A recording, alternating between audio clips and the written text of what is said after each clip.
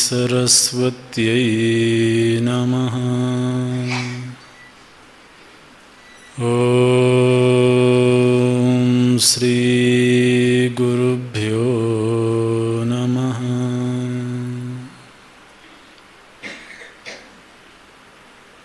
अखण्डमण्डलाकारं व्याप्तं येन चराचरं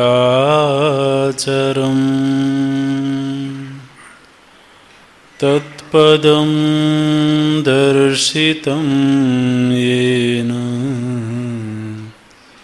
तस्मै श्री गुरुवे नमः।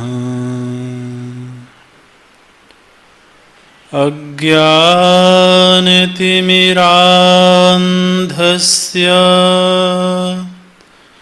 ज्ञानाञ्जनशलाकया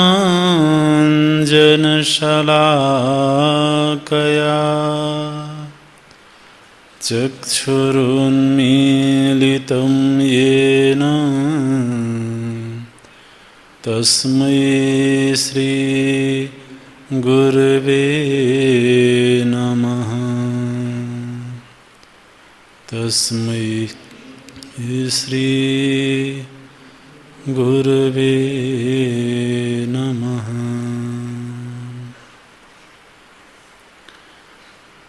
शान्तं शाश्वतमप्रमेयमनघं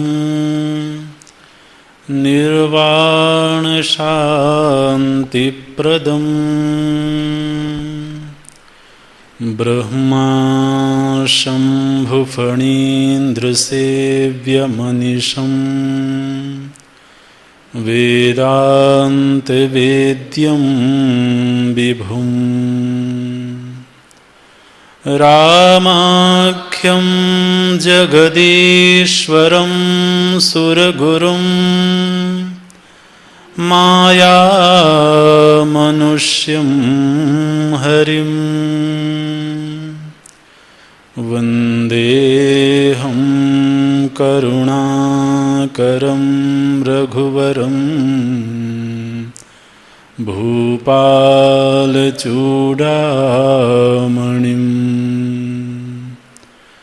वन्देऽहं करुणाकरं रघुवरं भूपालचूडामणिं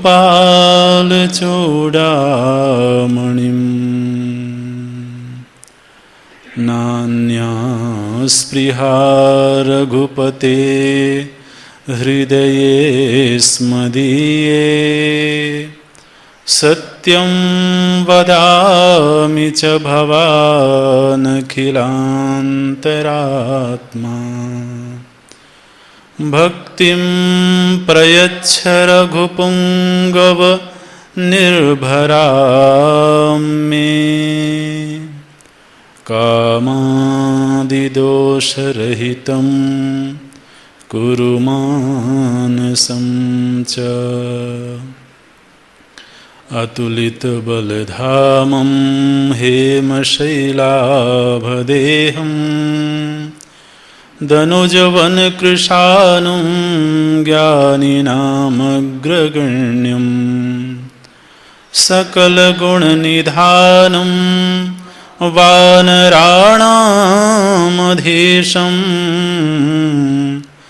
रघुपतिप्रियभक्तं वातजातं नमामि। रघुपतिप्रियभक्तं वातजातं नमामि।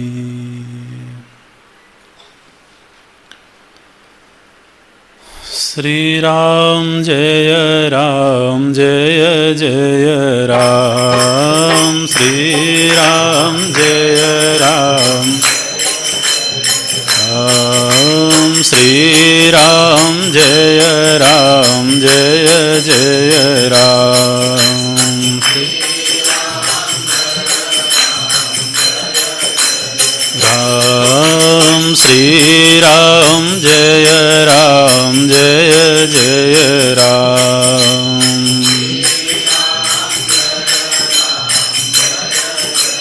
राम श्री राम जय जय राम,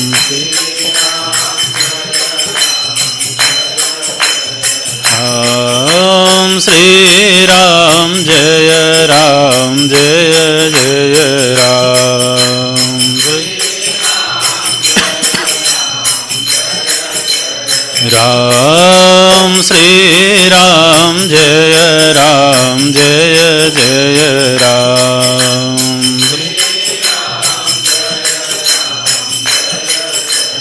राम श्री राम जय जय राम,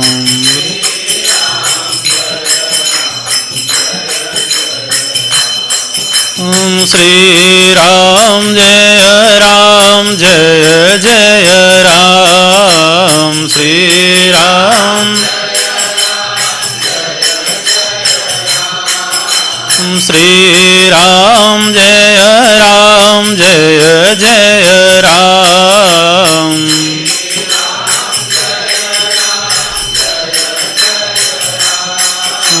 श्री राम जय जय राम,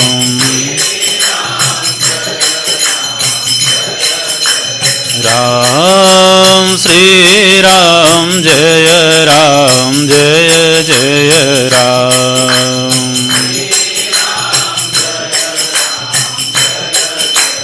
राम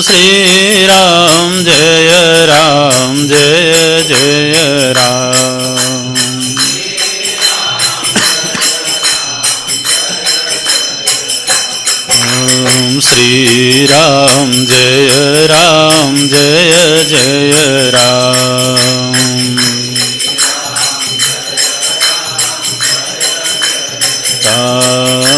श्री राम जय जय राम, राम श्री राम जय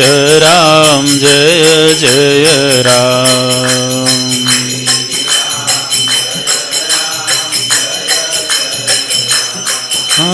श्री राम जय जय राम,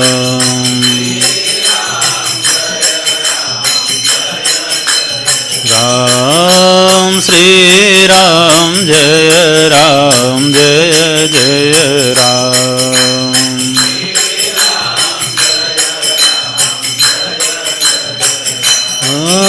श्री राम जय जय राम,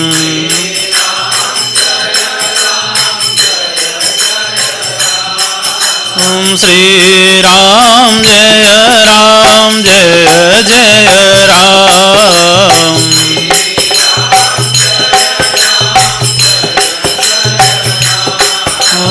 श्री राम जय जय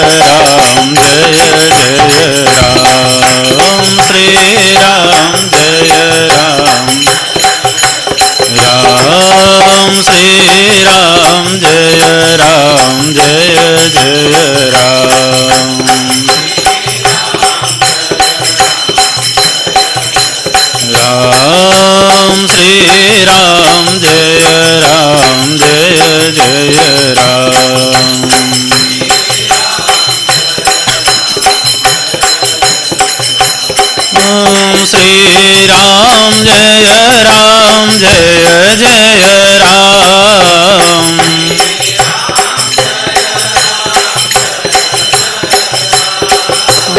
श्री राम जय राम जय जय राम श्री राम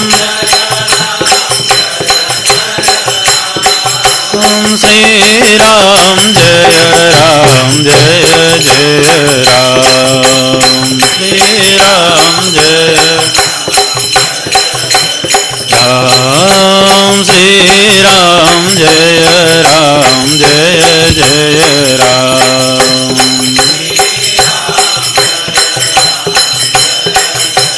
राम श्री राम जय जय राम राम श्री राम जय जय राम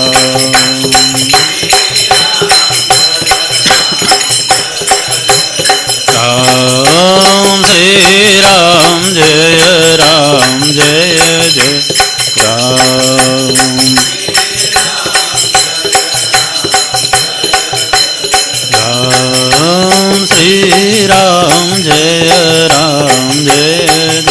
राम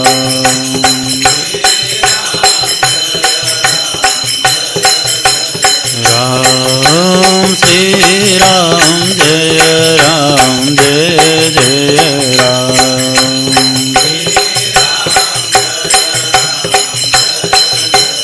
राम श्री राम जय जय राम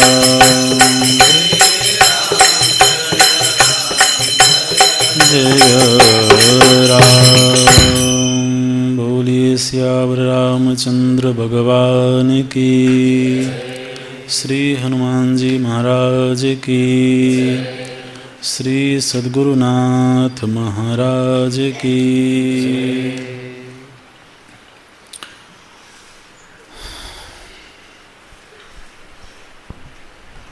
श्री हनुमान जी का विभीषण जी के साथ मिलन हुआ है। यह ईश्वरीय संयोग, ईश्वरीय अनुग्रह से ही इस तरह के संयोग बनते हैं। प्रभु जी ने जानकी जी की खोज का कार्य दिया है और जगह जगह पर उस कार्य की सिद्धि के लिए प्रभु जी ने ही लोगों को नियुक्त किया हुआ है। तो आप देखें, यह वानरी सेना जब चली जानकी जी की खोज में, वन में भटक गई, भूख प्यास से तड़पने लगे। उस समय पर स्वयं प्रभा मिलती हैं और उस स्वयं प्रभा ये बात कहती हैं कि मैं केवल आप लोगों का मार्गदर्शन करने के लिए ही कई वर्षों से यहाँ रह रही हूँ। इस संकेत मिलता है कि प्रभु जी जब किसी को महत् कार्य के लिए निमित्त बनाते हैं तो साथ ही बीच बीच में उसके सहयोगी भी तो उपलब्ध होते हैं। ये परमात्मा की योजना के तहत ही, क्योंकि स्वयं प्रभा वहाँ से वानरी सेना का मार्गदर्शन करके चली जाती हैं। वो स्वयं भगवान श्री रघुनाथ जी के पास जाकर के और भगवत दर्शन करती हैं, मुक्त हो जाती हैं। आगे जब सागर की बाधा आई और वहाँ से कुछ भी आगे नहीं दिखता है कि क्या करना है, कहाँ जाना है, उस समय पर वहाँ संपाति मिलते हैं। ये भी प्रभु जी की इच्छा के अनुसार ही एक व्यक्ति वहाँ बैठा हुआ है, मार्ग दिखाने के लिए, मार्गदर्शन करने के लिए, और संपाति भी वहाँ मार्गदर्शन करके और वहाँ से चले जाते हैं, वो स्थान छोड़ देते हैं। जब लंका में श्री हनुमान जी पहुँचे और वहाँ मंदिर मंदिर प्रतिकर शोधा देखे, जहाँ तहाँ अगणित जोधा, लेकिन कहीं पर भी जानकी जी नहीं दिखी। और ऐसी परिस्थिति में विभीषण जी से मिलन होता है। निश्चित रूप से बीच में अड़चनें भी आती हैं, परीक्षा की घड़ियां भी आती हैं, लेकिन साथ ही समष्टि योजना के तहत मार्गदर्शक भी मिलते हैं, सहयोगी भी मिलते हैं। और विभीषण जी ने बताया कि अशोक वाटिका में जानकी जी हैं, मार्ग दिखाया उन्होंने। तो एक तरफ तो हनुमंत लाल जी की यात्रा सुगम होती जा रही है, ये भी प्रभु जी की योजना के तहत है। दूसरी ओर लंका जैसी नगरी में विभीषण जी को प्रातः काल की वेला में संत मिलन होता है, जहाँ पर संत का मिलना लगभग असंभव है। लेकिन विभीषण जी भगवान के भक्त हैं, बचपन से ही वो भगवान की आराधना करते रहे हैं, लेकिन पारिवारिक दायित्व के नाते वो लंका छोड़ करके जा नहीं सकते थे। ऐसी स्थिति में श्री हनुमान जी जैसे संत का मिलन हो जाना, ये भगवत अनुग्रह का साक्षात प्रमाण है। और इस बात को विभीषण जी कहते हैं, अब मुहि भा भरोस हनुमंता, बिनु हरि कृपा मिलहि नहीं संता। इस संदर्भ में एक विषय पर जरूर ध्यान जाना चाहिए। कभी कभी हमको ऐसा लगता है कि हमारे आसपास परिस्थितियां जब साधना के अनुकूल हों, लोग हमारे पास में ऐसे हों जो हमारे श्रद्धा को, साधना को फैसिलिटेट करते हों, बढ़ाते हों, ऐसे वातावरण में साधना करना सहज है। लेकिन यदि किंचित भी परिस्थिति विपरीत होती है तो फिर वहाँ साधना करना मुश्किल हो जाता है। और सबसे पहले जो हम छोड़ते हैं वो अपना साधन भजन ही छोड़ते हैं। विभीषण जी का चरित्र इस बात का संकेत करता है कि आसपास परिस्थितियां चाहे कितनी भी प्रतिकूल क्यों ना हो, विभीषण जी क्या कहते हैं, सुनो पवन सुत रहनी हमारी, जिमि दसननि महाजीव बिचारी। मने मैं साधना करूं, ये मेरे आसपास रहने वाले किसी भी व्यक्ति को बर्दाश्त नहीं होता है। ये वो जगह है जहाँ पर विलासिता का प्राचुर्य है, बहिर्मुखता का जीवन है, भगवत विरोधी जीवन जी रहे हैं लोग। ऐसे लोगों के बीच रह करके भगवान की आराधना करना, भगवान की स्मृति में जीना, ये कोई आसान बात नहीं है। लेकिन विभीषण जी का चरित्र इस बात की ओर संकेत करता है कि ऐसी विकट परिस्थिति में भी यदि भगवत परायणता हो, निष्ठा हो, तो यह कार्य असंभव नहीं है। और जब हम शिद्दत से उस कार्य में लग जाते हैं तो निश्चित रूप से प्रभु जी कोई ऐसा संयोग बनाते हैं कि श्री हनुमान जी जैसा कोई संत मिलता है। मिला दो ऐसा संत फकीर, उतारे भव नदिया के तीर। तो यहाँ से जब से श्री हनुमान जी का मिलन हुआ है विभीषण जी के साथ में, विभीषण जी के जीवन की दिशा बदल गई। हालांकि वो भगवत उन्मुख पहले से ही थे, लेकिन व्यावहारिक रूप से वो रावण की सेवा में थे।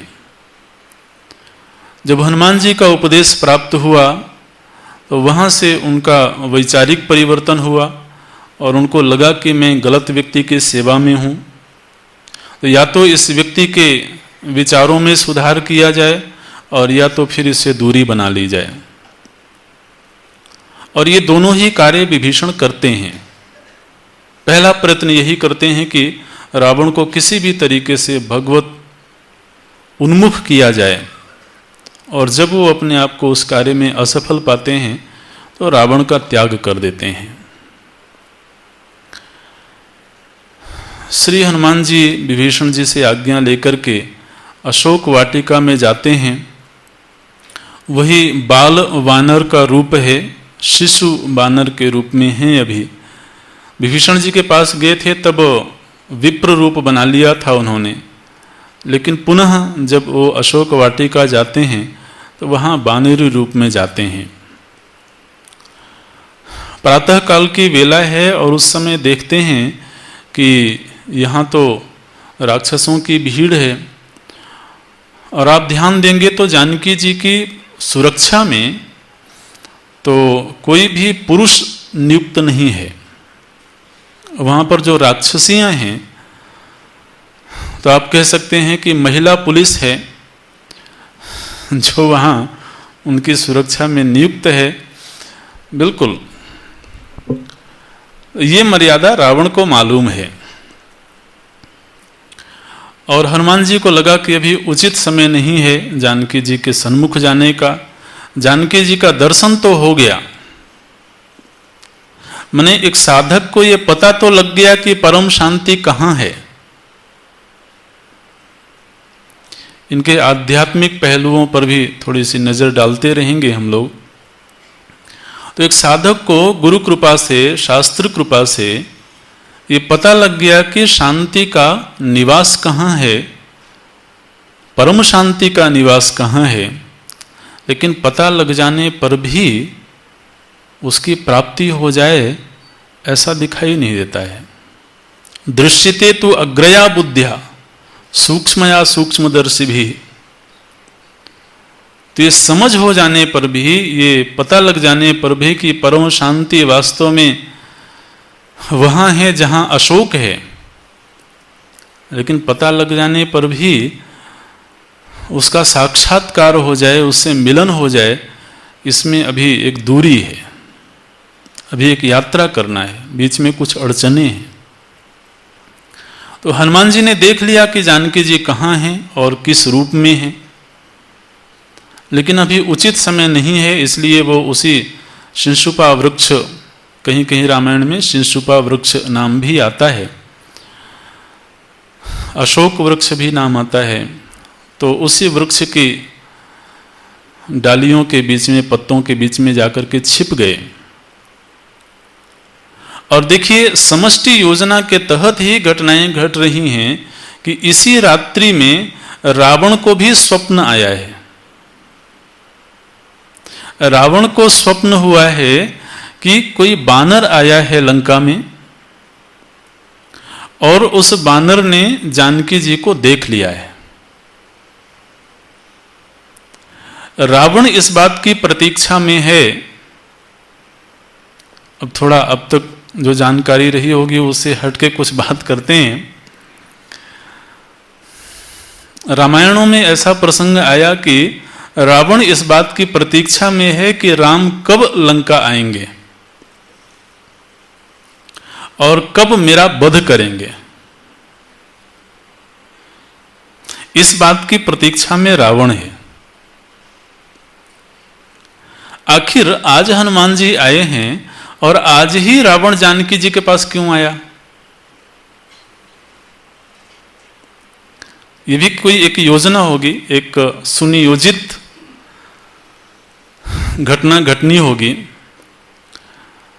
रावण पहले भी आ सकता था, पहले भी उनको हिदायत दे सकता था, लेकिन आज की रात्रि में ही उसको स्वप्न हुआ है कि कोई वानर आया है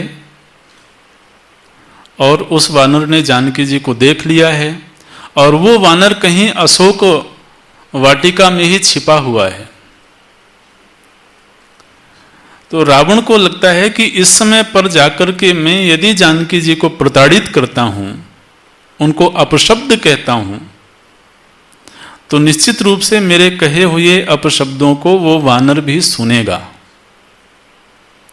और वो सुन करके जब वापस जाएगा राम जी के पास में और जाकर के उनको बताएगा कि इस समय पर जानकी जी बहुत दुखी हैं, तो राम जी आने में विलंब नहीं करेंगे।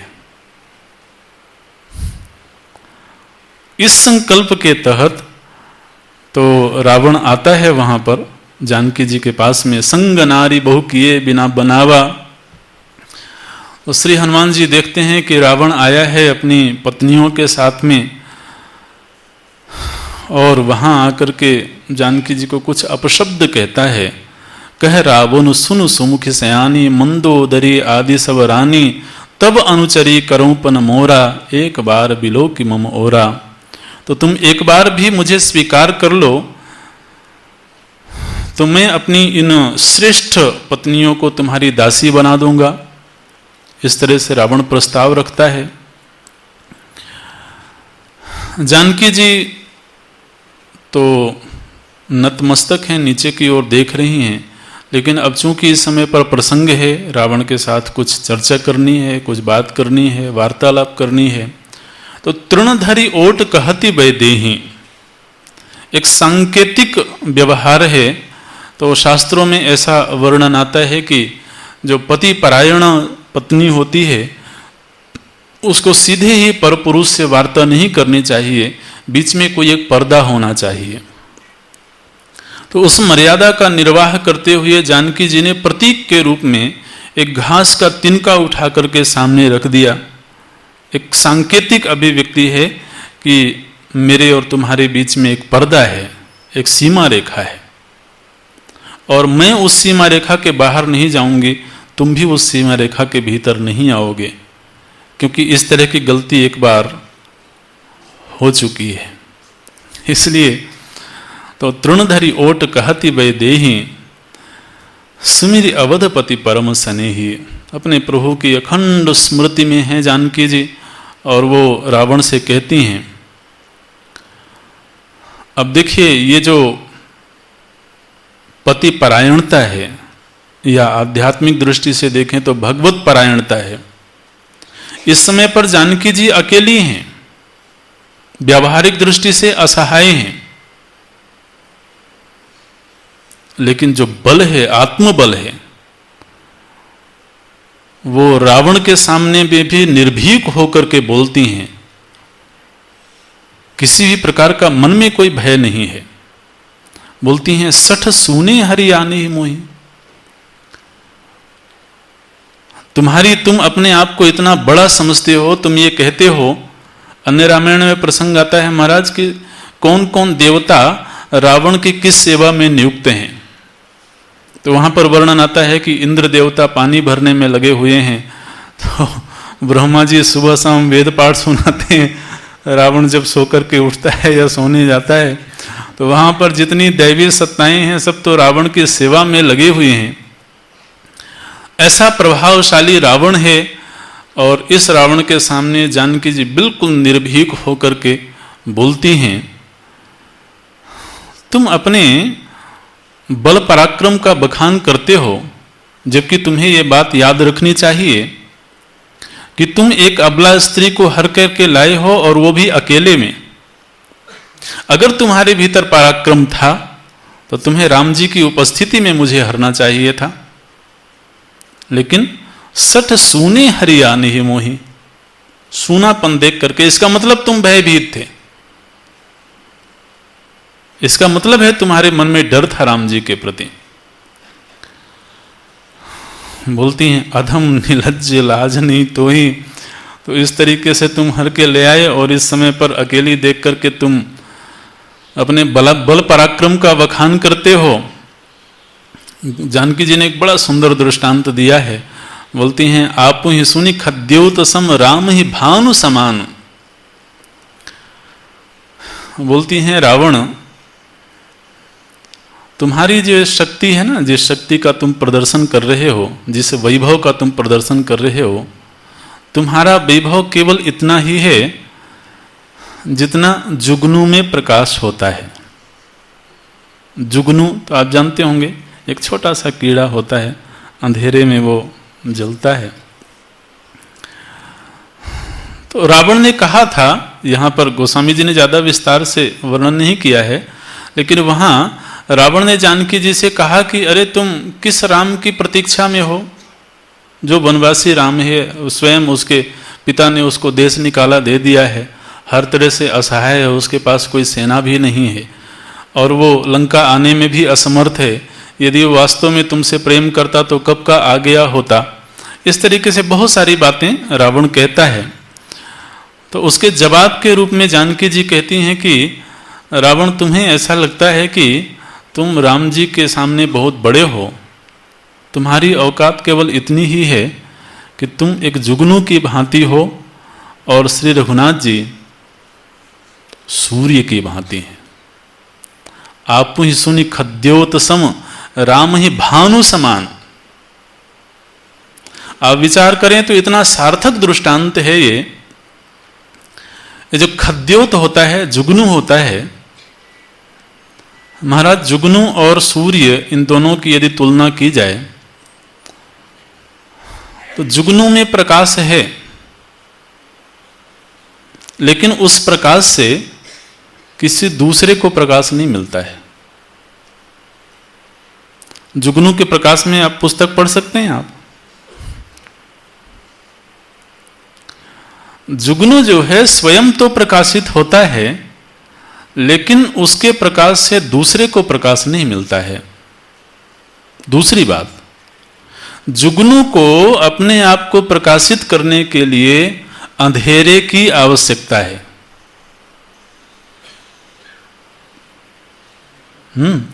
सूर्य को प्रकाशित होने के लिए अंधेरे की आवश्यकता नहीं है। सूर्य को मालूम ही नहीं है कि अंधेरा क्या होता है, लेकिन जुगनू अपने आप को प्रकट नहीं कर सकता है जब तक अंधेरा ना हो।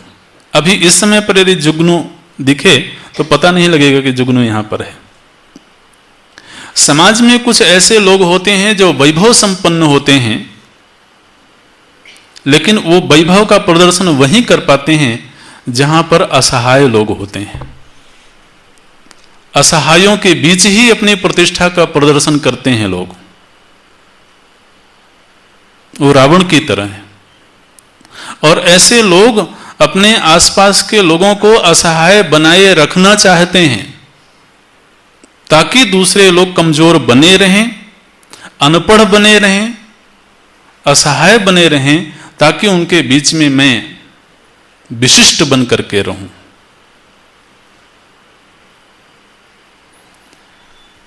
अब ये प्रसंग ऐसे हैं जिनका कुछ सामाजिक राजनीतिक दृष्टिकोण भी होता है,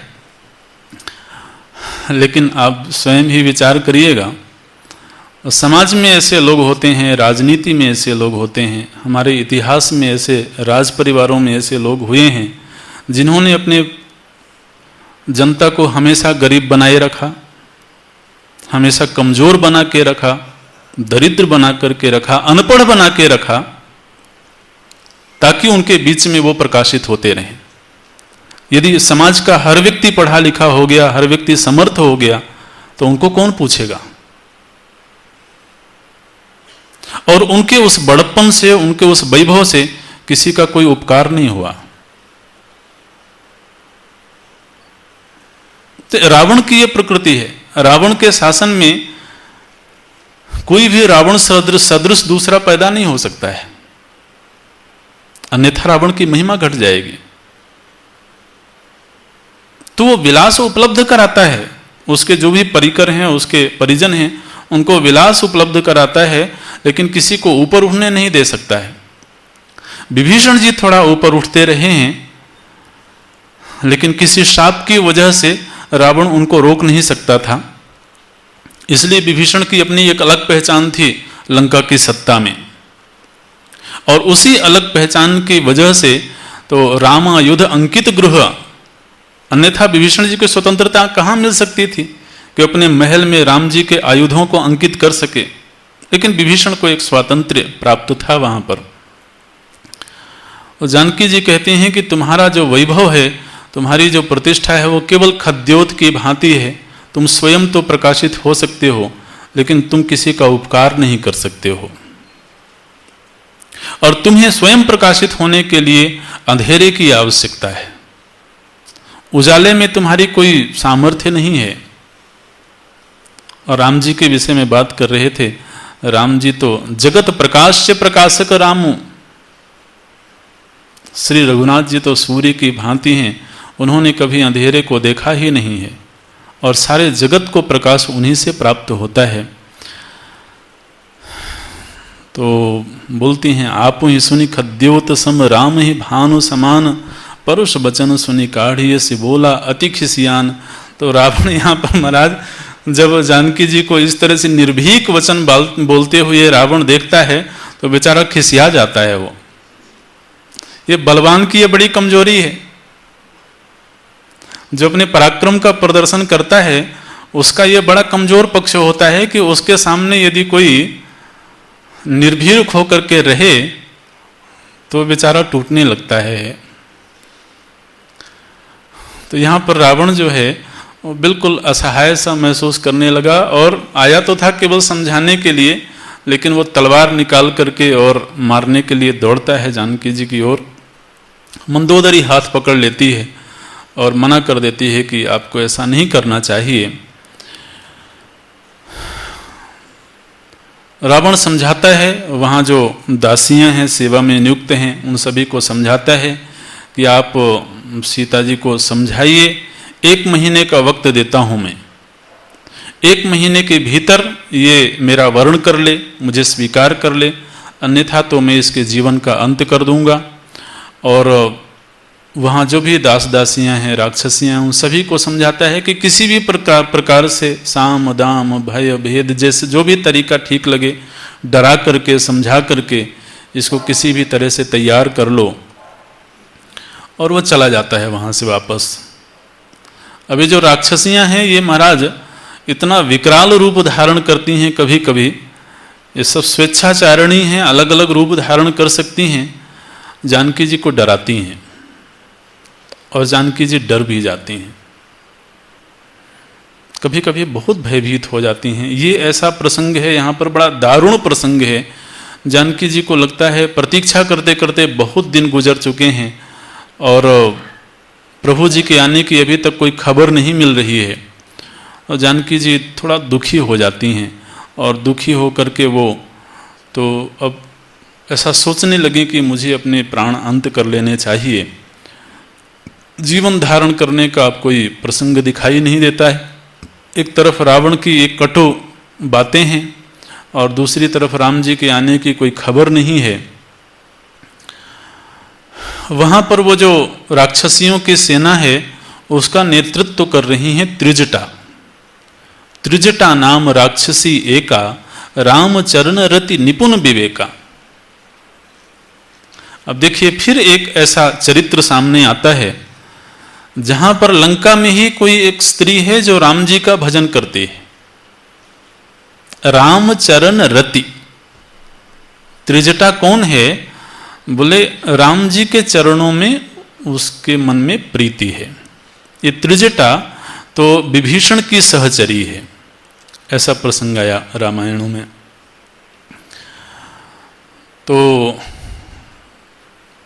त्रिजटा जानकी जी के प्रति बड़ी संवेदनशील है। अब देखिए लंका में जहां जानकी जी हैं, जहां उनका कोई सहारा नहीं है, वहां पर त्रिजटा पहले से ही नियुक्त है जानकी जी का सहयोग करने के लिए, जानकी जी के सुख दुख में साथ देने के लिए। तो जब रावण राक्षसियों को कह करके गया कि जानकी को किसी भी तरीके से डरा धमका करके तैयार करना, रावण के चले जाने के बाद ये जो त्रिजटा है ये सभी राक्षसियों को बुलाती है और बुला करके कहती है कि तुमको मालूम होना चाहिए ये जानकी कोई साधारण स्त्री नहीं है। वो जानकी जी की महिमा का गायन करती है। आप समझिए कि त्रिजटा वहां पर जानकी कथा कहती है और वो समझाती है कि जानकी जी के साथ में किसी भी प्रकार का अन्याय करोगी उसका परिणाम अच्छा नहीं होगा। और बोलती है कि मैंने आज की रात्रि में एक सपना देखा है। क्या सपना देखा है? तो सपने बानर लंका जारी, जात उधान सेना सब मारी, खर आरूढ़ नगन धसीसा, मुंडित सिर खंडित भुज भीसा। तो मैंने ऐसा सपना देखा है कि एक बानर आया है, उसने इस लंका में, लंकापुरी में आग लगा दी है और रावण को गधे के ऊपर बिठा करके अब बताओ महाराज, रावण के राज्य में किसकी हिम्मत है कि ऐसे बोले? तो बोलती है कि खर आरूढ़, तो रावण को नग्न करके और गधे के ऊपर बिठा करके राम जी के पास ले जाया गया है। और जानकी जी राम जी के समीप चली गई हैं। इस तरह का मैंने सपना देखा है, इसलिए तुम लोग जानकी जी के साथ में किसी भी प्रकार का अन्याय नहीं करना, गलत कार्य नहीं करना। यही भी दिशो दक्षिण दिश जाई, लंका मनोह विभीषण पाई। और ऐसा मैंने स्वप्न में देखा है कि लंका का राज्य विभीषण को मिल गया है। तब ये समष्टि में भविष्य में घट रही घटनाओं का सांकेतिक रूप किसी के निमित्त से प्रस्तुत किया गया। यह सपना में कहूँ पुकारी, होई सत्य गए दिनचारी, तासु वचन सुनी ते सब डरी। त्रिजटा के इन वचनों को सुनकर के वहाँ जो राक्षसियाँ हैं वो सब की सब भयभीत हो गईं और जानकी जी को महाराज दंड प्रणाम करके वहाँ से दूर चली गई। अच्छा, अब जानकी जी तो बिहवल हैं, दुखी हैं इस समय पर, तो त्रिजटा से कहती हैं, मातु विपत्ति संगिनी तैमोरी। जब राक्षसियाँ वहाँ से दूर चली गईं तो जानकी जी कहती हैं कि हे माता, विपत्ति के समय तुम ही मेरी संगिनी हो और इस समय पर अब मैं जीना नहीं चाहती हूँ, इसलिए तुम कुछ इस तरह का उपाय करो कि यहाँ पर एक काष्ठ की चिता बनाई जाए और मैं अपने शरीर का दाह कर देना चाहती हूँ। अब प्राण धारण करने में मुझे कोई अभिलाषा नहीं है, कोई रुचि नहीं है। त्रिजटा सन बोली करजोरी, मातु विपत्ति संगिनी तय मोरी, तजो देह करो बेग उपाय। इसलिए आप कुछ ऐसा उपाय करिए जिससे कि मैं इस शरीर का त्याग कर दूं। दुसह विरह अब नहीं सही जाई। राम जी के विरह में इतने दिन गुजर चुके हैं, अब मुझसे बर्दाश्त नहीं होता है। त्रिजटा कहती हैं कि अभी रात्रि का वक्त है और रात्रि में यहाँ अग्नि नहीं मिलेगी। थोड़ा सा समझाती हैं जानकी जी को और समझा करके त्रिजटा भी वहाँ से दूर चली जाती हैं। जानकी जी अकेली हो गई। अब जानकी जी देखती हैं आसमान की ओर, बोलती हैं, अवनि न आवत एको तारा। वो जो तारा गण हैं आकाश में, शायद वो तारे ही अग्नि का रूप धारण करके कोई तारा टूट जाए, मेरे सामने आकर के गिर जाए और उसी अग्नि में मैं अपने आप को जला लूं। तो ऊपर आसमान की ओर देखती हैं, वहां कोई तारा नहीं दिखाई देता है, भोर हो चुकी है। लेकिन वह जो अशोक वृक्ष है, उस अशोक वृक्ष में नवीन कोपले हैं, नई नई कोपले हैं, नए पत्ते आए हुए हैं। तो नए पत्ते लाल रक्तिम वर्ण के होते हैं। तो जानकी जी अशोक वृक्ष से कहती हैं कि हे अशोक वृक्ष, तुम ही अपनी नवीन कोपलों को अग्नि का रूप दे दो और मेरा सहयोग करो। नूतन किसले अनल समाना, देहि अग्नि जनि करहि निदाना। तो ऊपर की ओर देखती हैं, हाथ फैलाती हैं और हाथ फैला करके अशोक से कहती हैं कि तुम मुझे एक अग्नि का एक अंश दे दो। हनुमान जी ये पूरा वृत्तांत देख रहे थे, पूरी घटना देख रहे थे। रावण आया, किस तरह से उसने जानकी जी के साथ व्यवहार किया, जानकी जी ने किस तरह को उत्तर दिया, राक्षसियों ने किस तरह से डराया, त्रिजटा ने किस तरह से सांत्वना दी। ये सारा प्रसंग देखने के बाद हनुमान जी को कष्ट तो बहुत हुआ, पीड़ा बहुत हुई, लेकिन वो इस प्रतीक्षा में थे कि जानकी जी कब अकेली हों और मैं उनके समीप जाऊं। तो जैसे ही हनुमान जी ने देखा कि वो ऊपर की ओर हाथ उठाए हुए हैं जानकी जी, हनुमान जी को बिल्कुल उचित समय मालूम पड़ा कि इसी समय पर मुझे मुद्रिका डालनी चाहिए। कपि करी हृदय विचार, दीधि मुद्रिका डारी तब, जनु अशोक अंगार, दीन हर्ष उठी कर गयो। तो जानकी जी अशोक से अंगार की मांग कर रही थी और उसी समय पर वो सुंदर सी चमकती हुई अंगूठी गिरी। जानकी जी को लगा कि शायद अशोक ने सुन लिया मेरी बात और वो अंगार दिया है मुझे, तो वो उठ करके तुरंत ही उसको लपकती हैं।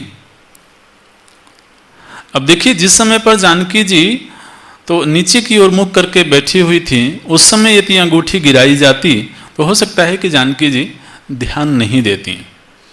उचित समय देख करके हनुमान जी ऊपर से तो वो अंगूठी डालते हैं नीचे। 12वें दोहे के बाद की चौपाइयाँ हैं, हम लोग पाठ करेंगे।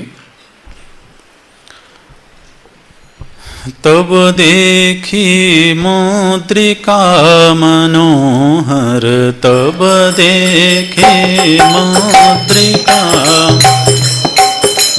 राम नाम अंकित अति सुंदर।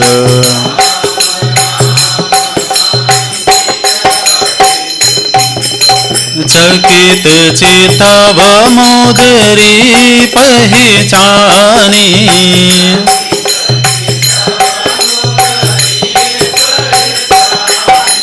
हर्ष विषाद हृदय कुलानी।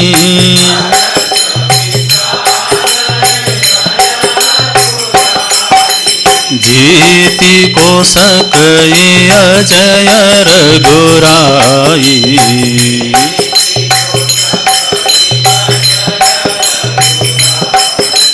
माया ते सिर नहीं जाई।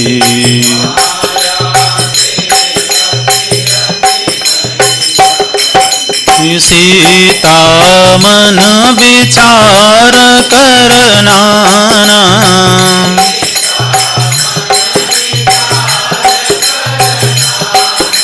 मधुर बचन बोले वो हनुमाना।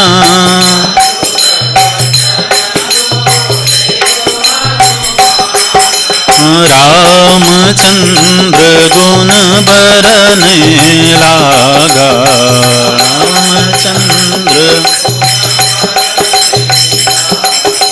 सुनत ही सीता कर दुख भागा।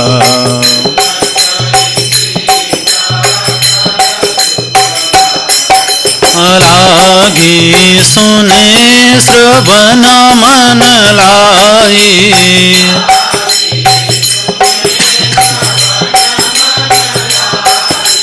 आदि होते सब कथा सुहाई।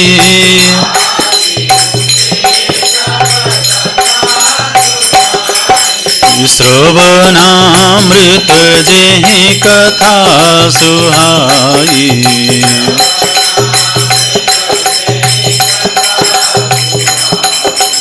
कही सो प्रगति होत किन भाई,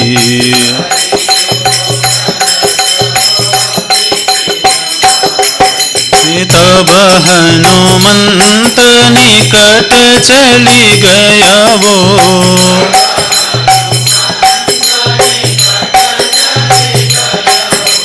फिर बैठी मन विस्मय भयवो,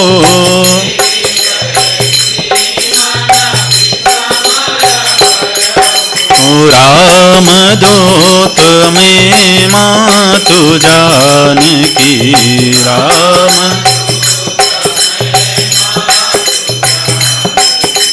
सत्य शपथ करुणा निधान की।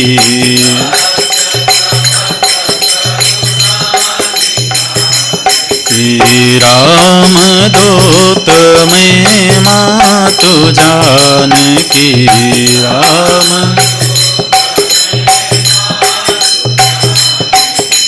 सत्य शपथ करुणा निधान की।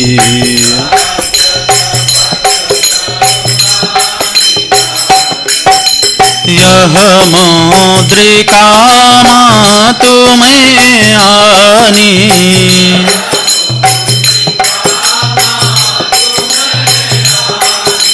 दीन्हि राम तुम कहाँ सही दानी।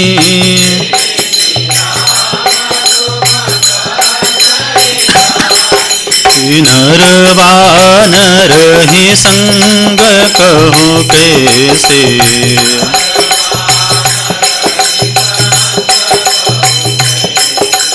कही कथा भई संगति जैसे,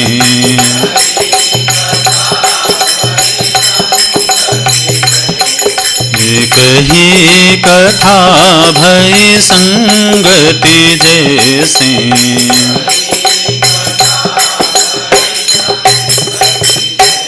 कपि के बचन सप्रेम सुनी, उपजा मन विश्वास, जाना मन क्रम वचन यह, कृपा सिंधु कर दास। हरिजन जानी प्रीति अति गाढ़ी, हरिजन जानी प्रीति सजल नयन पुलकावली बाढ़ी,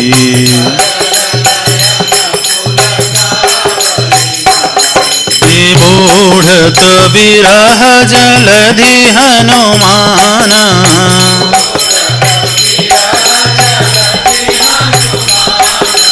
भय हो तात मों कहूँ जल जाना,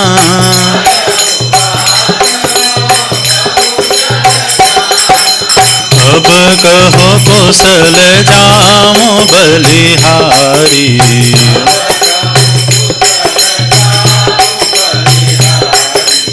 अनुज सहित सुख भवन करारी,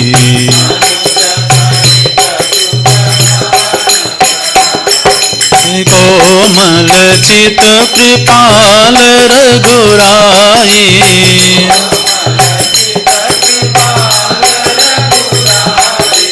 कपि के हेतु धरी निठुराई,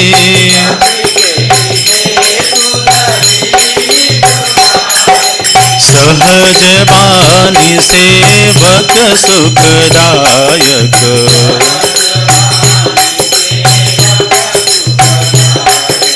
कबहु सुरति करत रघुनायक,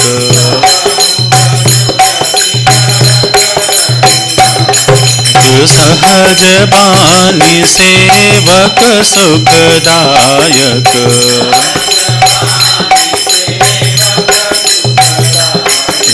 कबहु सुरति करत रघुनायक,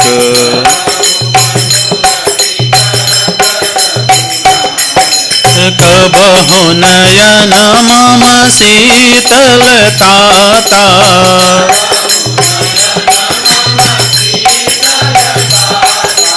कबहु नयन मम शीतलताता,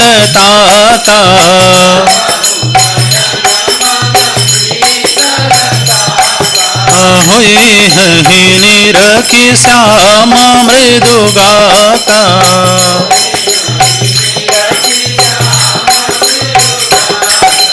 बचनु नाव नयन भरे बारी,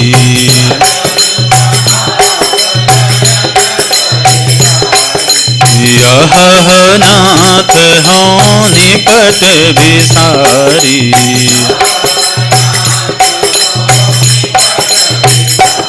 देखी परम बिरहा कुल सीता,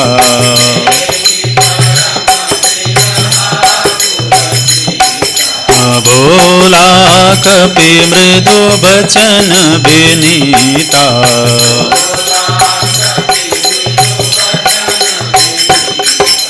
मातु कुशल प्रभु अनुज समेता,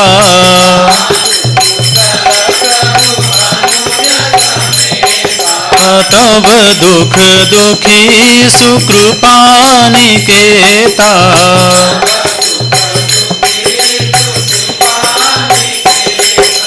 जनि जननी मानहु जियऊना,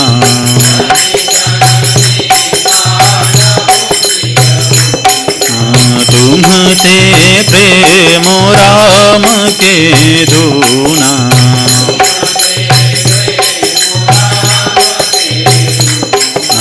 तुम ते प्रेम राम के दूना,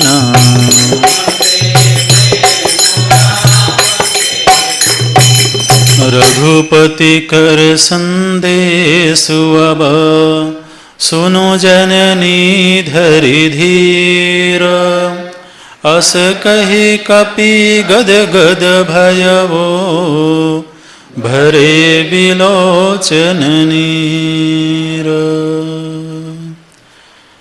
कह्यो राम वियोग तव सीता कह्यो वियोग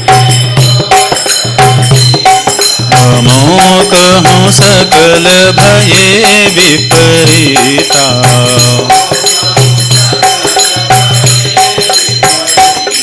मानवतरो किसलय मन हो कृसानु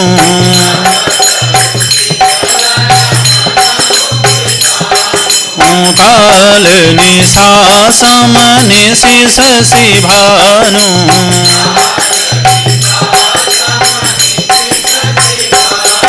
कुवलय विपिन कुंत बन सरिसा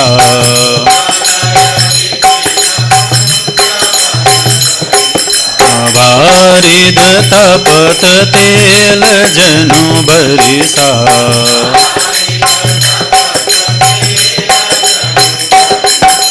देहित रहे करत ते पीरा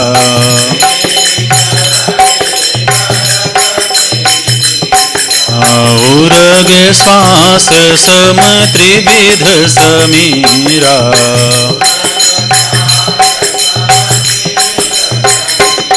कहे होते कछो दुख घटी होई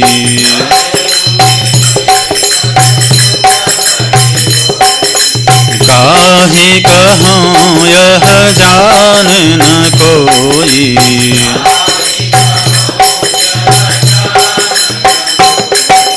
तत्व प्रेम कर मरु तोरा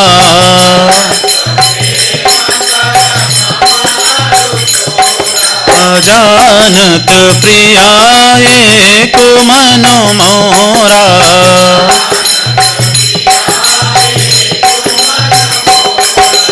तत्व प्रेम कर मरु तोरा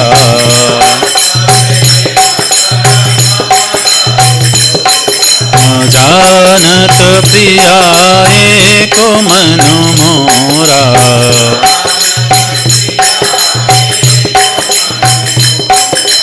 सो मनो सदा रहत तो ही पाही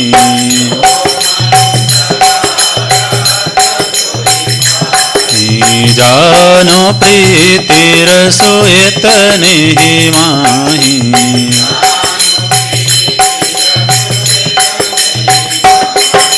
प्रभु संदेश सुनत वैदेही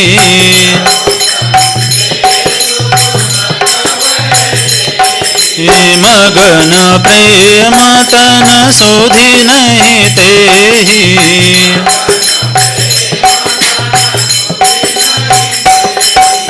कह कपि हृदय धीर धरो माता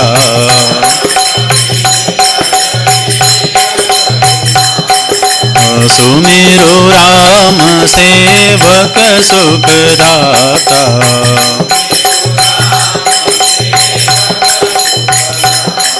और आन हो रघुपति प्रभुताई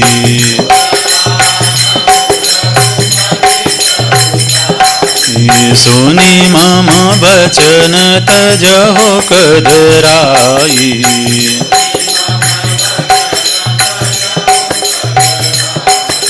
सुनी मम बचन तजहो कदराई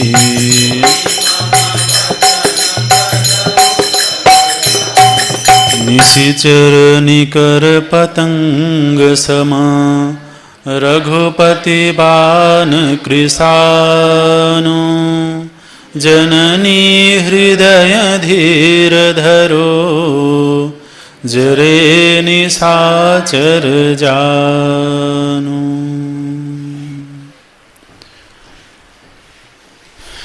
जानकी जी उस मुद्रिका को देखती हैं और प्रथम क्षण में ही जानकी जी ने पहचान लिया,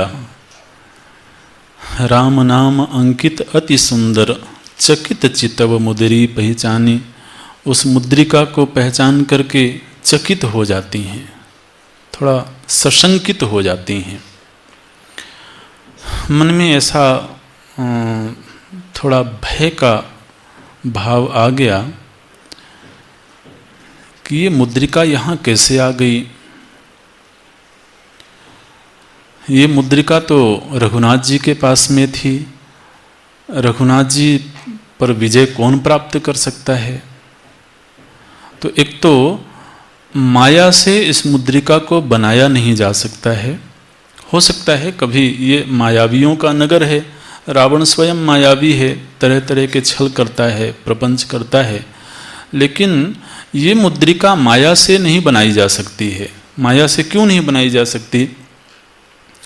क्योंकि भक्ति शास्त्रों में ऐसा वर्णन आता है कि भगवान के जो भी अंग संग रहने वाली चीज़ें हैं, चाहे वो आयुध हों, चाहे आभूषण हों, चाहे वस्त्र हों, सब के सब चिन्मयी हैं।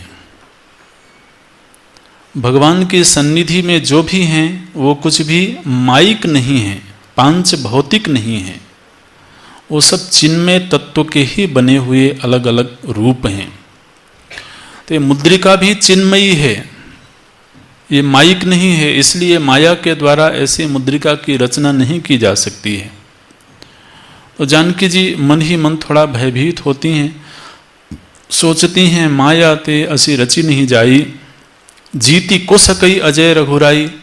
और रघुनाथ जी तो अजय हैं, उन पर कोई विजय नहीं प्राप्त कर सकता है, तो फिर ये मुद्रिका यहाँ कैसे आ गई। सीता मन विचार कर नाना, तो अनेक तरीके की शंकाएं जानकी जी के मन में आने लगीं और श्री हनुमान जी को जानकी जी के भाव समझ में आ गए। इसलिए हनुमान जी ऊपर बैठे बैठे ही रामचंद्र गुण बरने लागा और राम जी के कथाओं का गायन करने लगे। हनुमान जी महाराज बहुत अच्छे कथा वक्ता हैं, बहुत अच्छे श्रोता भी हैं। यत्र यत्र रघुनाथ कीर्तनम तत्र तत्र कृतमस्तकांजलिम, जहाँ कहीं भी रघुनाथ जी का कीर्तन होता है। और हनुमान जी तो चिरंजीवी हैं, वो आज भी इस धरती पर विचरण करते हैं। और जब प्रभु श्री रघुनाथ जी साकेत को गए थे वापस लीला संवरण करके, उस समय पर हनुमान जी को साथ में लेकर के नहीं गए थे। समस्त अयोध्या वासियों को अपने साथ लेकर के गए थे, लेकिन हनुमान जी को साथ नहीं ले गए थे। उस समय पर हनुमान जी ने यह शर्त रखी थी कि जब तक इस धरती में राम कथा प्रचलित रहेगी तब तक मैं इस धरती में रहूँगा। इसलिए राम कथा से श्री हनुमान जी को बहुत प्रेम है। तो जिसको राम कथा सुनने में प्रेम होता है उसी को प्रभु जी राम कथा कहने की सामर्थ्य भी देते हैं।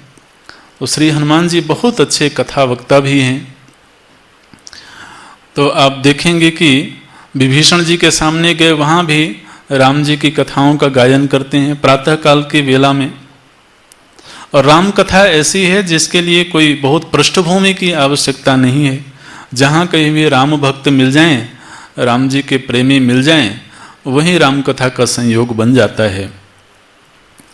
रामचंद्र गुण बरने लागा, सुनते ही सीता कर दुख भागा। तो ऊपर से ही वो मधुर वाणी में राम जी की लीलाओं का गायन करने लगे। निश्चित रूप से वो भगवान के अवतार लीला से आरंभ किया होगा उन्होंने। फिर विवाह का प्रसंग सुनाया होगा और फिर निश्चित रूप से जानकी जी के हरण का प्रसंग भी सुनाया होगा। तो ये सारा प्रसंग सुनकर के भगवान की महिमा को याद करके जानकी जी की पीड़ा थोड़ी सी शांत हो गई। लागी सुने श्रवण मन लाई, आदि होते सब कथा सुनाई। गोस्वामी जी कहते हैं कि आरंभ करके तो पूरी कथा श्री हनुमान जी सुनाते हैं और जानकी जी दत्त चित्त होकर के श्रवण करती हैं और फिर बोलती हैं कि अरे हे कैसे कथा वक्ता हैं जो छिपके कथा सुना रहे हैं। तो कथा वक्ता तो सामने होने चाहिए। लेकिन उस समय जब तक कथा सुन रही थी उस समय ये ख्याल नहीं आया था जानकी जी के मन में।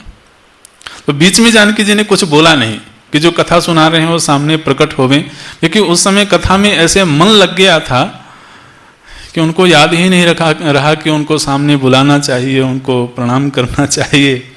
जब कथा पूरी हो गई, हनुमान जी शांत हुए, तब जानकी जी कहती हैं, श्रवणा मृत जिहि कथा सुहाई, कही सो प्रकट होती किन भाई।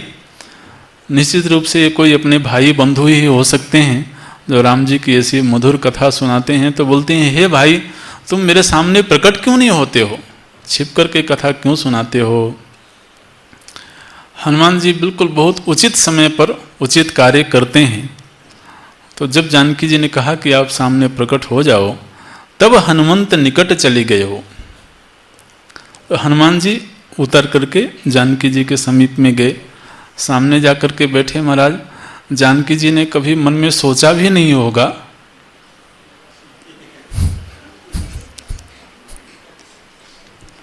कि कोई बानर ऐसी कथा सुनाएगा। तो उनके मन में कल्पना रही होगी कोई दैवी पुरुष होंगे, कोई देव पुरुष होंगे। तो जब हनुमान जी, और आप ध्यान देंगे तो अभी बाल भी बाल रूप में है, तो छोटा सा बानर आकर के जानकी जी के पास में बैठ गया।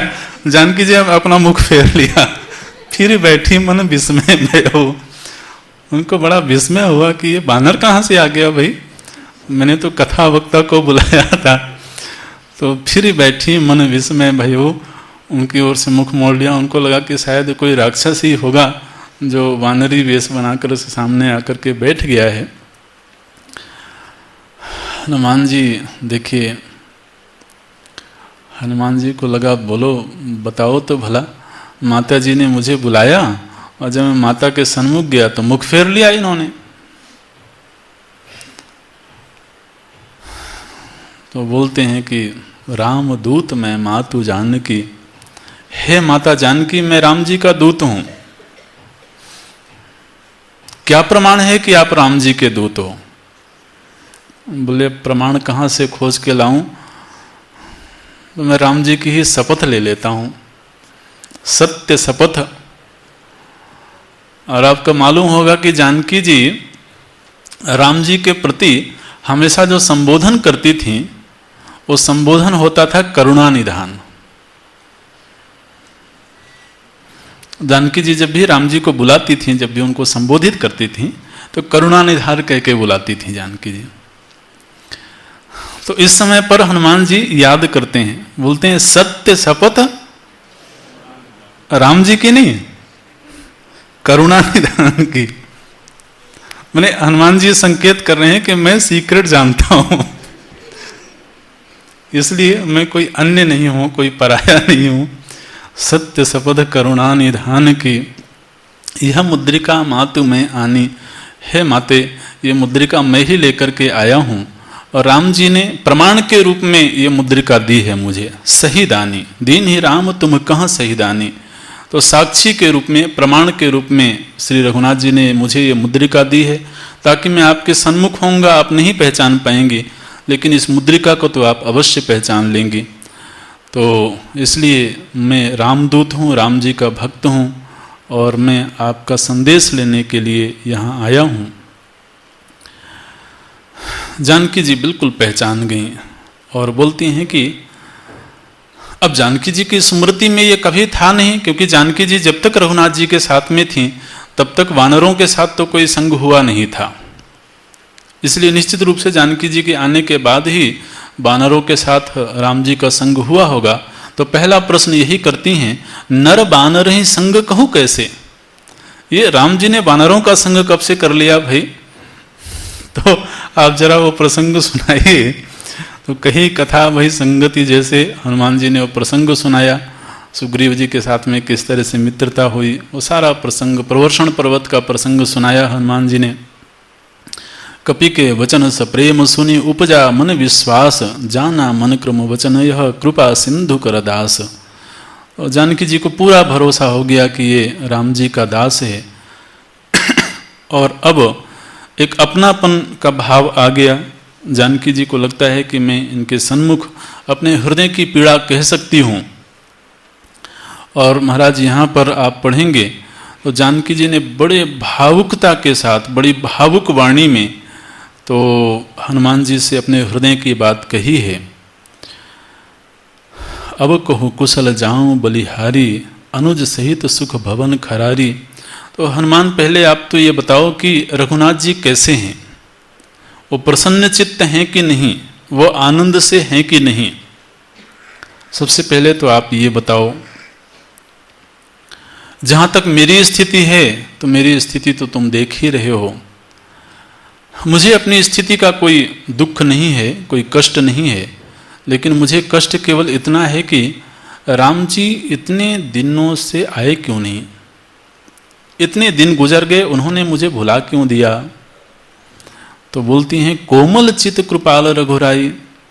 रघुनाथ जी का जो सहज स्वभाव है वो तो कोमल है, वो बड़े मृदु स्वभाव के हैं, वो अपने भक्त की किंचित भी पीड़ा को बर्दाश्त नहीं कर सकते हैं। ऐसा उनका कोमल स्वभाव है और वो कोमल स्वभाव कहीं से आया नहीं है, बल्कि सहज ही उनमें कोमल स्वभाव है।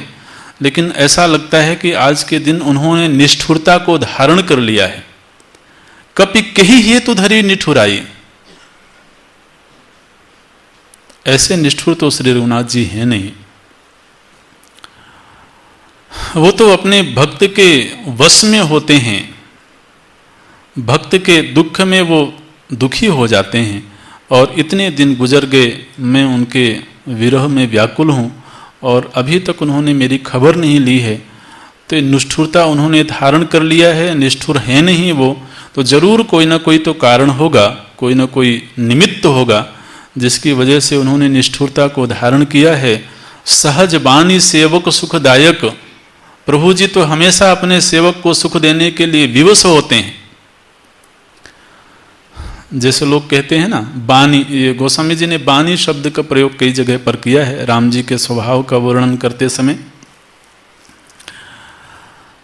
बानी माने होता है कि जैसे कभी कभी कहते हैं ना, ये व्यक्ति अपने स्वभाव से मजबूर है, अपनी आदत से मजबूर है, ऐसे व्यवहार में हम बोलते हैं। ऐसे ही महाराज भगवान अपनी आदत से मजबूर हैं। उनकी आदत क्या है? बोले उनकी आदत यह है कि वो अपने सेवक के दुख को कभी बर्दाश्त नहीं कर सकते, ये उनकी आदत है।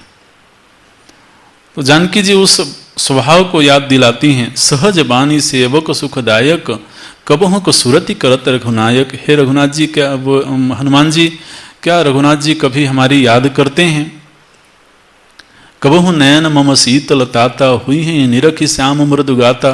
क्या कभी मेरे दुखी नेत्र भगवान के श्री गात्र का दर्शन करके शीतल होंगे क्या? इस तरीके से जानकी जी ने अपनी संवेदनाएं हनुमान जी के सामने व्यक्त करी हैं। अब जानकी जी ने ये पूछा है कि रघुनाथ जी सुखपूर्वक हैं कि नहीं। हनुमान जी क्या उत्तर दें? अगर तो हनुमान जी ये उत्तर दें कि रघुनाथ जी प्रसन्न हैं,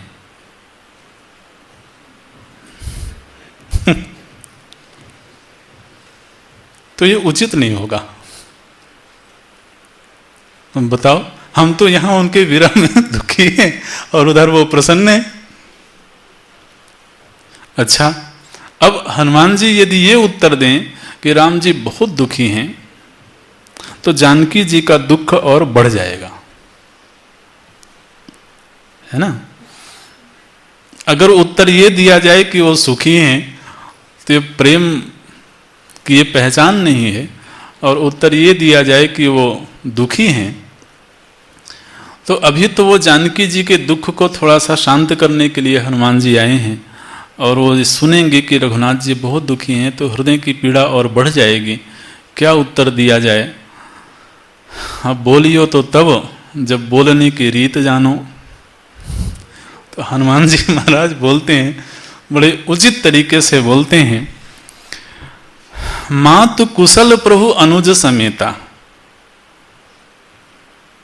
आप देखना हनुमान जी के जो वाक्य है ना, बहुत सधे हुए और शास्त्रीय ढंग से बहुत सुसज्जित वाक्य होते हैं हनुमान जी के।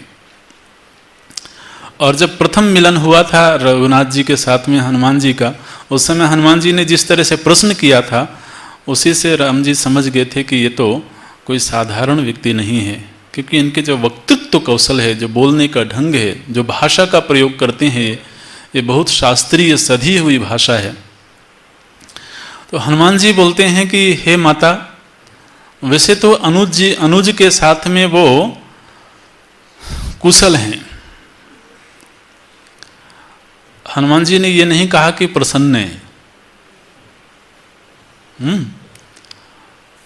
कुशलता से हैं, लेकिन तब दुख दुखी सुकृपा निकेता, आपके दुख में दुखी है।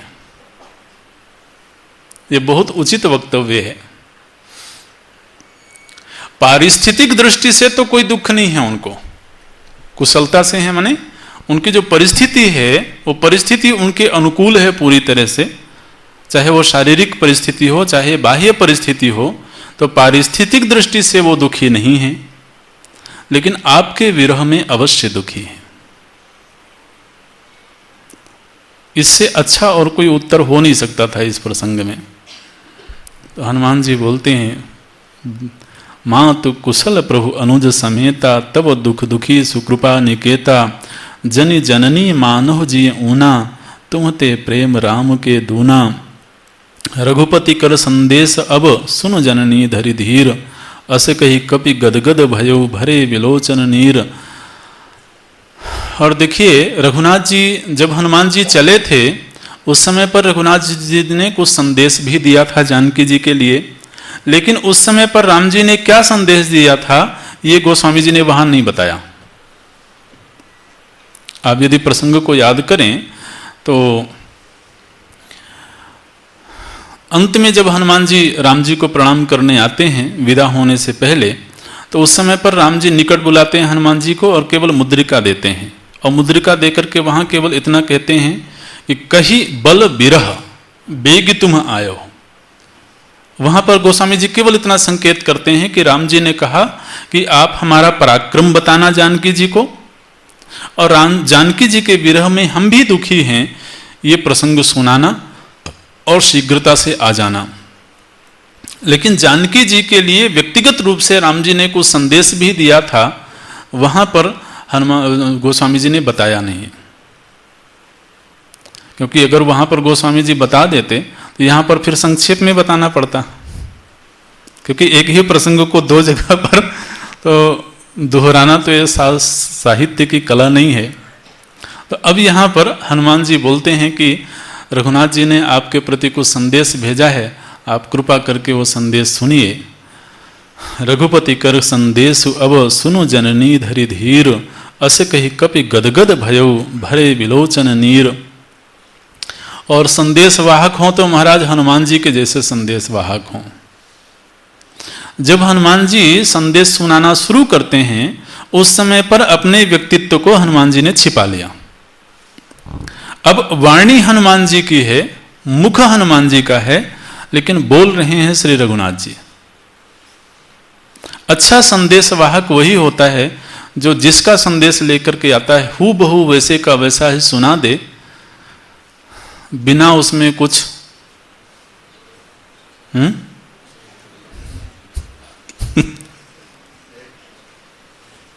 बिना कुछ मिलावट किए, इतना ठीक है।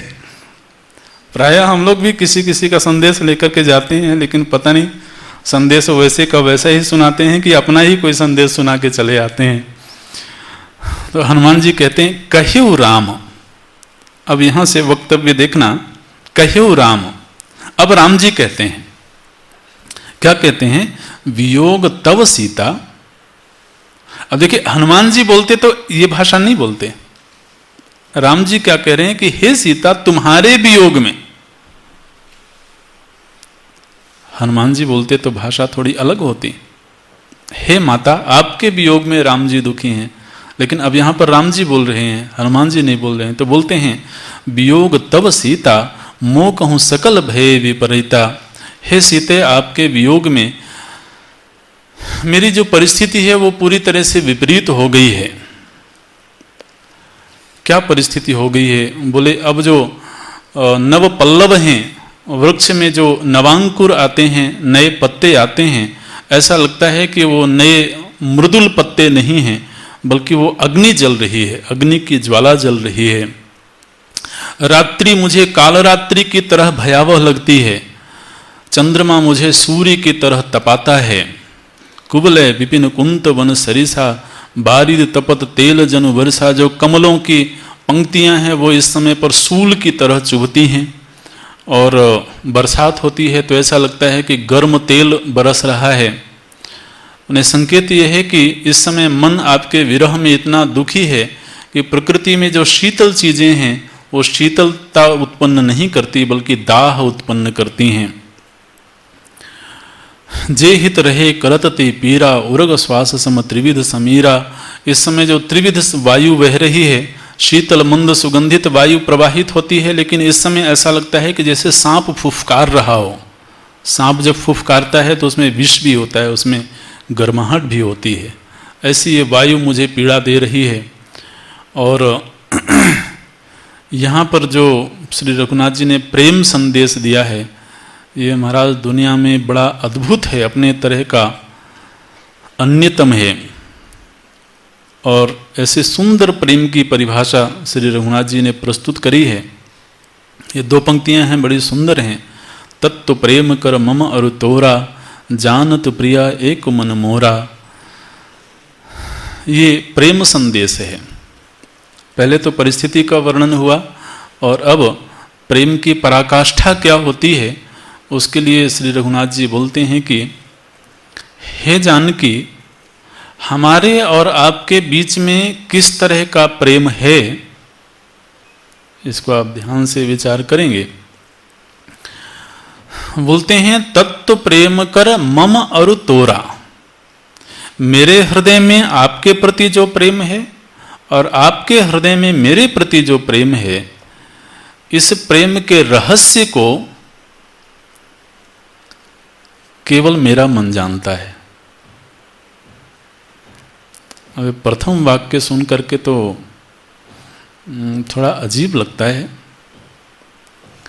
राम जी बोलते हैं कि आपके और हमारे मध्य जो प्रेम है, उस प्रेम के रहस्य को केवल मेरा मन जानता है। इसका मतलब आपका मन नहीं जानता। लेकिन अगले ही वाक्य में बड़ी सुंदर बात प्रभु जी ने कह दी कि वो जो मेरा मन है, जो प्रेम के रहस्य को जानता है, वो मन इस समय मेरे पास नहीं है। इस समय वो मन आपके पास में है।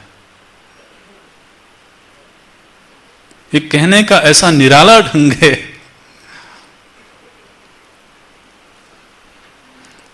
इसका मतलब है कि मेरा मन और आपका मन दो नहीं है, केवल देह ही दो दिखाई दे रहे हैं, और देह का ही वियोग हुआ है, मन का वियोग वस्तुतः हुआ नहीं है। तत्व प्रेम कर मम अरु तोरा, जानत प्रिया एक मन मोरा। हे प्रिय, केवल मेरा मन ही जानता है कि प्रेम का रहस्य क्या है, हम कितना प्रेम करते हैं। लेकिन आज के दिन वो मन मेरे पास में नहीं है। इसका मतलब है कि इस समय पर मैं यहाँ वन में हूँ तो सही, लेकिन मन रहित हूँ। सो मन सदा रहत तो ही पाही। वो मन निरंतर आपके पास में रहता है, और ये जानते हुए कि प्रीति केवल इतनी ही है, प्रेम का केवल इतना ही रूप है। जानू प्रीति रस इतनी ही माही। माने आपके अलावा और कहीं पर भी प्रियता उस मन को दिखाई नहीं देती है। इसलिए उस मन ने मेरा साथ छोड़ दिया है, आपका संग कर लिया है हमेशा के लिए। ऐसे सुंदर व्याख्या प्रभु जी ने प्रस्तुत करी है, आप विचार करिएगा इस पर। और जानकी जी ने जब ये संदेश सुना तो मन गदगद हो गया, मन प्रसन्न हो गया। महाराज, ये प्रेम की बड़ी अद्भुत रीति है। विरह में जो प्रेमी है वो अगर दुखी हो तो भी दुख मिलता है, और वो सुखी हो तो भी दुख मिलता है। भाई वो दुखी होवे ये हम चाहते नहीं हैं, लेकिन वो सुखी हो ये भी अच्छा नहीं लगता कि बताओ भला विरह में और उधर वो सुखी, इसका मतलब उसके मन में कोई प्रेम ही नहीं। तो बड़ी विचित्र मन की दशा होती है। तो हनुमान जी ने संदेश सुनाया है, जानकी जी ने सुना संदेश, और फिर तो राम जी ने 2 कार्य दिए थे हनुमान जी को, कही बल विरह। तो पहले हनुमान जी ने विरह का प्रसंग सुनाया कि किस तरह से राम जी आपके विरह में दुखी हैं, और विरह को सुनकर के जानकी जी को ये सांत्वना होगी कि राम जी जरूर मेरी चिंता कर रहे हैं और वो योजना बना रहे होंगे कि वो मुझे कब लेकर के जाएं। लेकिन साथ ही हनुमान जी ने, वो राम जी ने ये भी कहा था कि हमारे पराक्रम का बखान भी करना, क्योंकि जानकी जी अभी ऐसे लोगों के बीच घिरी हुई हैं जहां जाना आसान नहीं है। तो पराक्रम का बखान करेंगे तो उससे जानकी जी को भरोसा हो जाएगा कि रावण के ऊपर विजय प्राप्त करके मुझे ले जा सकते हैं रघुनाथ जी। तो हनुमान जी बोलते हैं कि कह कपि हृदय धीर धरु माता, सुमिरु राम सेवक सुखदाता। राम जी की प्रभुता को आप याद करिए। राम जी की प्रभुता ऐसी है कि उनके सामने ये जो निशिचर हैं, निशिचरों का समूह पतंगे की भांति हैं। राम जी भानु की तरह से हैं, कृषाणु की तरह, अग्नि की तरह हैं। राम जी जब यहाँ आएंगे तो ये सारी राक्षसी सेना पतंगे की भांति जल जाएगी, नष्ट हो जाएगी। और उस समय वर्णन करते हैं कि माता आपको मालूम होना चाहिए कि हनुमान राम जी के साथ में पूरी वानरी सेना है, और जो वानरी सेना है वो बड़ी दुर्दांत वानरी सेना है। अगर तो राम जी मुझे आज्ञा देते तो राम जी को यहाँ आने की जरूरत ही नहीं पड़ती। अब ही मातु में जाऊं लबाई, मैं अभी तुरंत ही यहाँ पर रावण आदि का संहार करके आपको यहाँ से ले जाता, लेकिन मुझे ये आज्ञा नहीं है। कछुक दिवस जननी धरु धीरा, कपिन सहित अहीं रघुवीरा। हे जानकी जी थोड़े दिन आप और धैर्य धारण करिए, बहुत शीघ्र ही रघुनाथ जी आएंगे, वानरी सेना के साथ में आएंगे। निशिचर मारी तो ही लई जई हैं, और इन सारी निशाचरी सेना का संहार करके वो आपको यहाँ से ले जाएंगे। जानकी जी ये सारी बातें सुन रही हैं, और ये सारी बातें कौन कर कौन रहा है? एक छोटा सा बानर। तो जानकी जी सुन रही हैं, अंदर ही अंदर उनको हंसी भी आ रही कि बताओ इतना छोटा सा बानर है, इतनी बड़ी बड़ी बातें कर रहा है। तो महाराज इस दुख की घड़ी में हनुमान जी के मिलन से कई ऐसी बातें हुई। एक तो जब रघुनाथ जी की कथा जानकी जी ने सुना तो हृदय की पीड़ा चली गई थी उस समय पर। और जब हनुमान जी इस तरह की बातें करते हैं, बहुत बड़ी बड़ी बातें करते हैं, कपिन सहित अहीं रघुवीरा, कपियों के साथ जानकी जी सोच रही होंगी कि इसी तरह के कपियों के साथ। तो उनका हृदय एकदम प्रसन्न हो गया, और प्रसन्न होकर के जानकी जी बोलती हैं,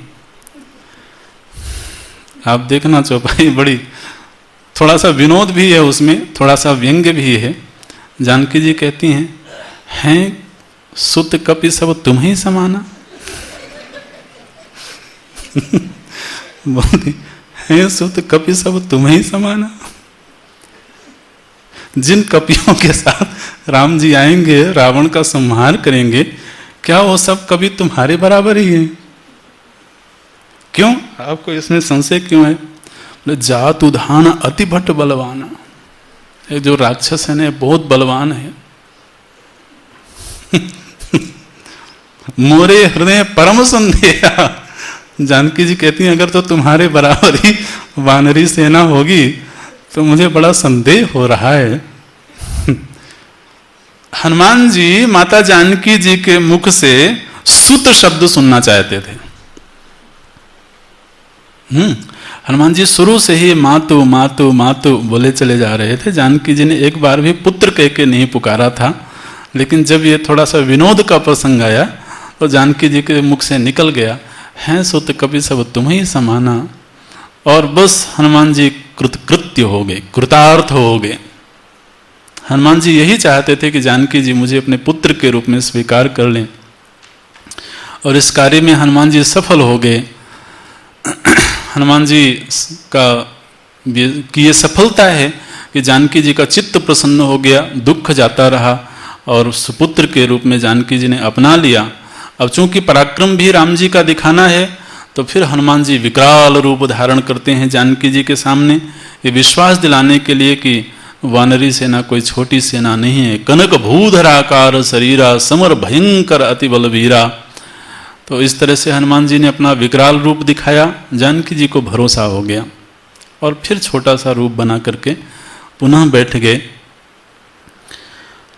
आगे का प्रसंग कल देखेंगे।